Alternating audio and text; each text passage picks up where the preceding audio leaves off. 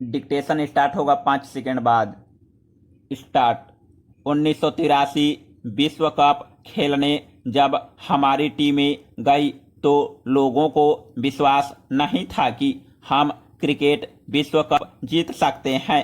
उसके पहले जो विश्व कप हुए थे उनमें हमारा प्रदर्शन अच्छा नहीं था। हमारा क्रिकेट में कोई नाम नहीं था। हम 1983 में पहला मैच वेस्ट इंडीज के खिलाफ खेले थे।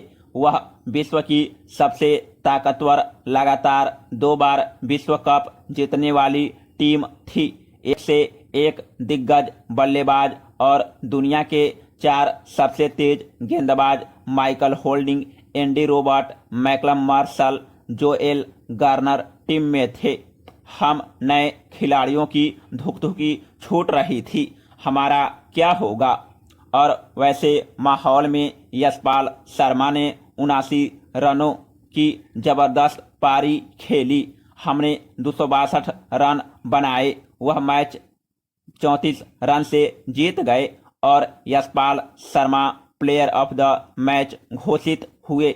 यशपाल शर्मा की इस पारी ने विश्व कप में हमारे प्रदर्शन की नींव रख दी थी। मन में पहली बार विश्वास पैदा हुआ था कि विश्व की सबसे तगड़ी टीम का हम मुकाबला कर सकते हैं। हम जब सेमीफाइनल में क्वालिफाई करने के लिए ऑस्ट्रेलिया के विरुद्ध खेल रहे थे, वहां भी यशपाल शर्मा ने सर्वाधिक 40 रन बनाए थे और सेमीफाइनल में तो उनके 61 रन सबसे खास थे। उनका एक शॉट तो मैं भूल नहीं सकता। वह ऑफ स्टंप की ओर गए और गेंद को फ्लिक किया स्क्वायर लेग के ऊपर और गेंद स्टेडियम के बाहर रेल की पटरियों पर जा पड़ी। अब केवल यादें ही रह गई है। Paragraph change. यशपाल बिल्कुल शाकाहारी थे। जिंदगी में कभी शराब का सेवन नहीं किया।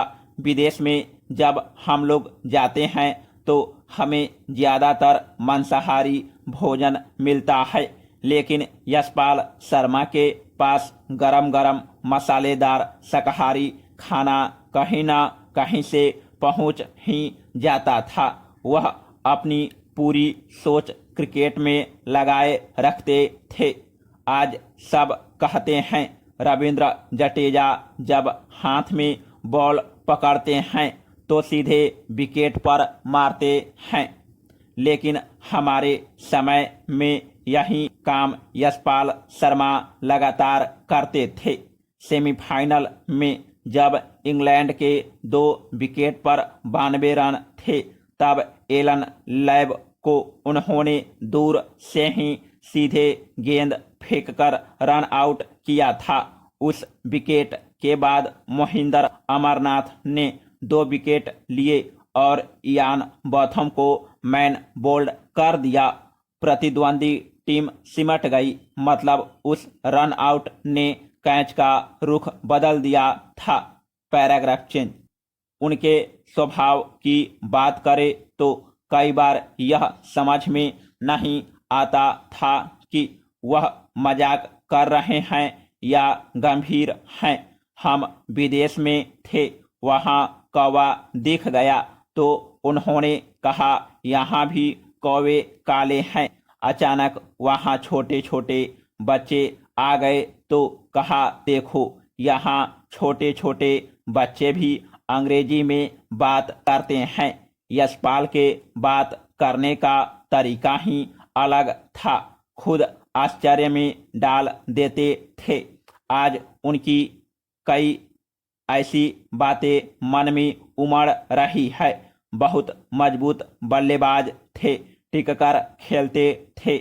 नॉर्थ जोन के लिए जब हम साथ खेलने लगे तब वह हमें बताते थे कि स्ट्रोक्स तो मैं कभी भी खेल सकता हूँ, लेकिन जैसा मुझे कहा जाता है मैं वैसा खेलता हूँ। वह टीम के बहुत अनुशासित खिलाड़ी थे। आज के युवा क्रिकेटरों को उनसे सीखना चाहिए। जब भी टेस्ट क्रिकेट खेलते हैं तो किस प्रकार से अपना विकेट बचाना है। जब विकेट पर टिकना सीखेंगे तभी लंबी पारियां खेल सकते हैं। जब कभी टीम को आक्रामक बल्लेबाजी की जरूरत हो तब वह बखूबी खेलते थे।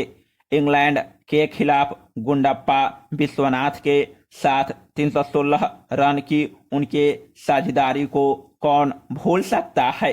Paragraph change. मैं उनके परिवारों से मिलने आ गया था। जिस दिन वह दुनिया से विदा हुए उस दिन दिल्ली में बहुत दिनों बाद बारिश हुई थी। उन्होंने कहा कि आज मैं टहलने नहीं जाऊंगा, घर पर ही रुकूंगा।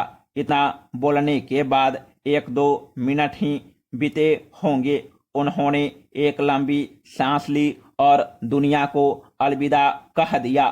क्रिकेट की भाषा में हम बात करें तो कहा जा सकता है कि कोई बल्लेबाज हवा में गेंद खेलता है तो कुछ देर गेंद हवा में रहती है और चांस होता है कि कैच ड्रॉप हो जाए, क्षेत्ररक्षक लड़खड़ा जाए और बल्लेबाज को मौका मिल जाए, रन आउट की स्थिति होती है तो कोई एक छोर से दूसरी छोर पर भागता है और क्षेत्ररक्षक विकेट पर गेंद फेंकता है तो चांस की बात है। गेंद विकेट पर लगे न लगे मौका होता है बचने का।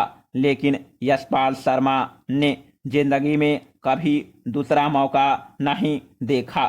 पहले मौके पर ही काम किया और जिंदगी से जाते हुए भी उन्होंने किसी को मौका नहीं दिया, सीधे चल दिए। अगर कुछ वक्त मिलता तो शायद उन्हें बचा सकने की गुंजाइश होती। हमारा एक नगीना परिवार का हिस्सा छीन गया। Paragraph change. हम 1983 क्रिकेट विश्व कप विजेताओं का एक व्हाट्सएप ग्रुप है। सब खूब बातें करते हैं, हंसी मजाक करते हैं। लेकिन जब मैंने व्हाट्सएप पर यशपाल शर्मा के बारे में संदेश डाला तो किसी को विश्वास नहीं हुआ कि टीम का सबसे चुस्त दुरुस्त सदस्य ऐसे चला जाएगा। वह हमारी टीम के मध्य क्रम की रीढ़ थे। उस शाम मैं उनके घर गया। शाम को हमारे कप्तान रहे कपिल देव भी काम छोड़कर मुंबई से भागे भागे आए थे और यशपाल शर्मा के परिवार को विश्वास दिला रहे थे कि 1983 की वह पूरी टीम आज भी उनके साथ है। Paragraph change. सन 1983 की टीम के सभी सदस्य अभी 25 जून को ही एक किताब के लोकार्पण पर जुटे थे। जब स्वस्थ थे खुद यशपाल एकदम फिट 24-25 जून को हम साथ रहे। नाश्ता खाना हमने साथ साथ किया था। वहाँ यशपाल शर्मा ने कहा था, कीर्ति बड़े फिट लग रहे हो, ऐसे ही रहो।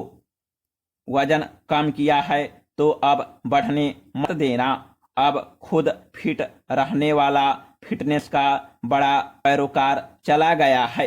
विश्वास नहीं होता, फिल्में आने वाली है 1983 की विजय पर। उसके बारे में यशपाल शर्मा ने कहा था, हम फिल्म साथ देखेंगे, मजा आएगा। वह अक्सर हमारी टीम के बारे में कहते थे, जैसे आटा पानी गूंद दिया जाता है वैसे ही हम किसी कभी अलग नहीं हो सकते। तय हुआ था, तय है 15 अगस्त को हमारी टीम फिर मिलेगी, लेकिन वहां यशपाल नहीं होंगे। समाप्त।